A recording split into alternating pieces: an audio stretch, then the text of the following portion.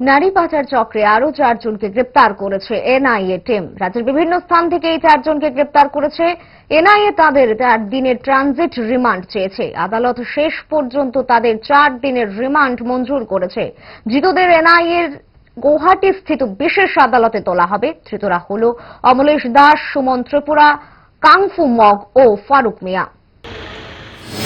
আজকে NIA Guwahati case number RC1/2023 NIA Guwahati এই case কানেকশনে 4 জন accused পারসনকে আদালতে প্রডিউস করা হয়, যাদেরকে ত্রিপুরার বিভিন্ন ডিস্ট্রিক্ট থেকে এনে অ্যারেস্ট করা হয় এবং আদালতে প্রডিউস করা হয় 4 দিনের ট্রানজিট রিমান্ড চেয়ে।